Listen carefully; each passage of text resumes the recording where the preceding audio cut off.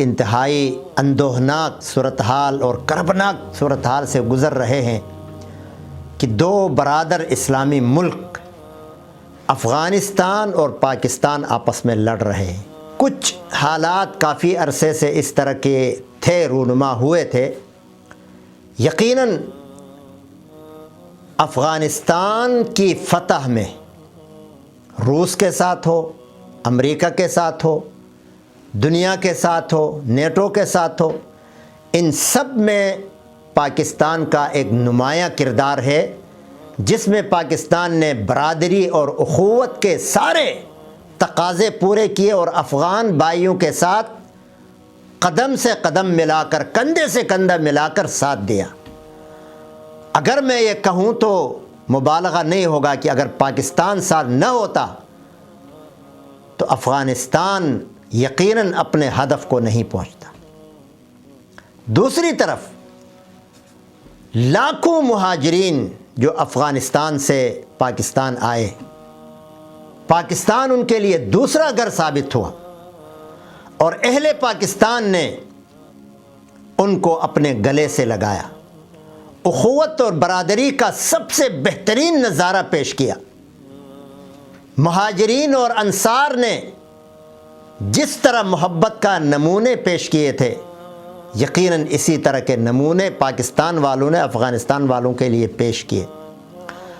اب وہ لاکھوں، تقریباً 50 لاکھ افغانی پاکستان میں تھے۔ اب جب افغانستان آزاد ہوا، ماشاءاللہ اپنے پاؤں پہ کھڑا ہوا اور وہاں ایک اسلامی نظام چل رہا ہے اور بہت اچھے انداز میں حقوق العباد کا وہاں خیال رکھا جا رہا ہے، تو پاکستان والوں نے کہا کہ بھائی اب آپ جا سکتے ہو، اپنے ملک میں رہو، وہاں آزادی سے رہو، وہاں خوشی سے رہو۔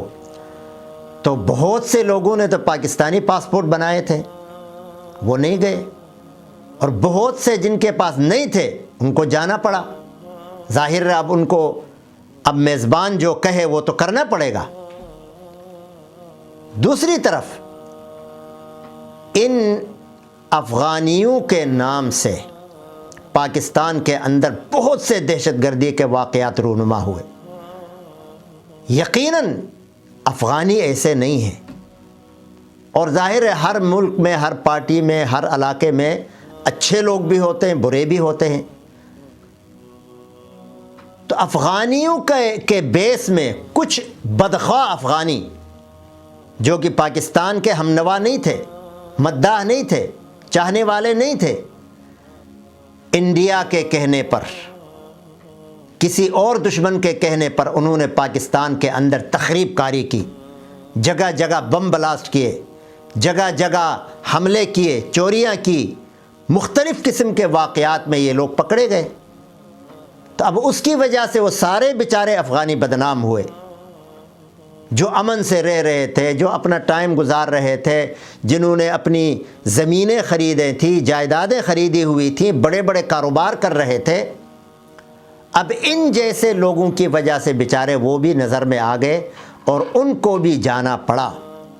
تو میں سمجھتا ہوں ان کو بھی ناراض نہیں ہونا چاہیے، صورتحال سے وہ بھی واقف ہیں۔ لیکن ابھی ماضی قریب میں جو وہاں سے پاکستان کے اوپر حملے ہوتے رہے، مختلف چوکیوں پر حملے ہوتے رہے، ظاہر ہے پاکستان نے جواب تو دینا ہے، لیکن اب یہاں تک نوبت آئی کہ افغانستان نے باضابطہ حملہ ہی کر دیا، تو ظاہر ہے ہر ملک کو اپنا دفاع عزیز ہے، تو انہوں نے بھی دفاع کیا۔ اب اس میں دونوں طرف مسلمان ہیں، اب ان کے پیچھے کون سی طاقت کار فرما ہے، انڈیا کی سازش ہے، کسی اور کی سازش ہے، جو بھی ہے، ان کو اپنے بھائی اور اپنے میزبانوں کے ساتھ ایسا نہیں کرنا چاہیے تھا، جو بہت بڑی غلطی کی انہوں نے۔ پاکستان نے تو جواب دینا تھا اور یہ اس کی مجبوری تھی۔ بہرحال اللہ کرے کہ یہ جنگ رک جائے، ختم ہو جائے، کیونکہ ہمارے لیے حدود و قیود کوئی نہیں ہے۔ اللہ کے قرآن کے مطابق انما المؤمنون اخوہ، سارے مومن بھائی ہیں۔ المسلمون کا رجل واحد، حضور علیہ السلام نے فرمایا کہ سارے مسلمان، سارے مومن ایک جسم کی طرح ہیں، ان اشتکا منہ عضو تداعی لہ سائر الجسد بالسہر والحمى، اگر جسم کے کسی ایک حصے کو تکلیف ہوتی ہے پورا جسم اس کا درد محسوس کرتا ہے۔ یہ حدود چاہے پاکستان اور انڈیا کے درمیان ہے، چاہے پاکستان اور افغانستان کے درمیان ہے، چاہے پاکستان اور چین کے درمیان ہے۔ چین کا مسلمان بھی میرا بھائی ہے، انڈیا کا مسلمان بھی میرا بھائی ہے، افغانستان کا مسلمان بھی میرا بھائی ہے۔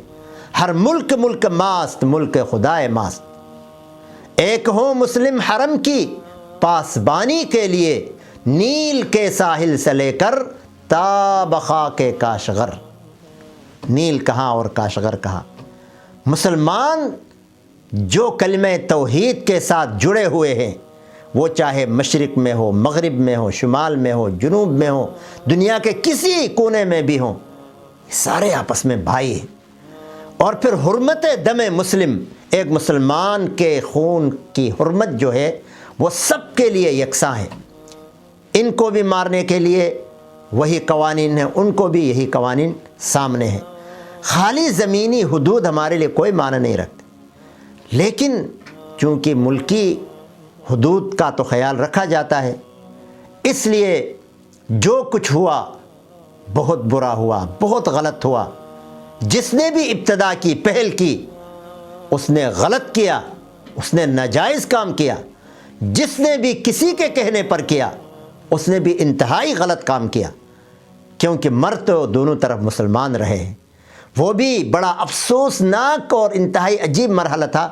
وہ بھی اللہ اکبر، نعرہ اللہ، نعرہ تکبیر اللہ اکبر کہہ کر بم برساتے ہیں، گولی برساتے ہیں، راکٹ لانچر داغتے ہیں، اور ادھر سے بھی نعرہ تکبیر اللہ اکبر کہہ کر دوسرے مسلمانوں پر بم اور گولی اور راکٹ برساتے ہیں۔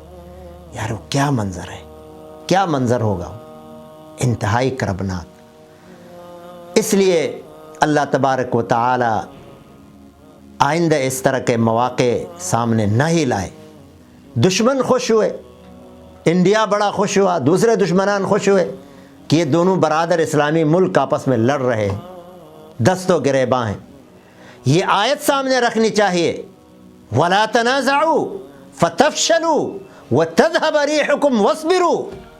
ایسا کوئی موقع آئے تو نہیں لڑو نہیں، ورنہ تم کمزور ہو جاؤ گے، بزدل ہو جاؤ گے، تمہاری طاقت ختم ہو جائے گی، تمہارا روب ختم ہو جائے گا۔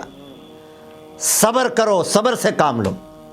اللہ تبارک و تعالی ان دونوں برادر ممالک کو آپس میں شیر و شکر رہنے کی توفیق عطا فرمائے، تاکہ مل کر دشمن کا مقابلہ کریں، مل کر یہود و حنود کے دانت اکٹھا کریں، مل کر کوئی بھی دشمن سامنے ہو اس کا دانت اکٹھا کریں، اور دونوں برادر اسلامی ملک برادری کے تمام تر تقاضوں کو بروئے کار لاتے ہوئے متحد رہیں، ایک دوسرے کا دفاع کریں۔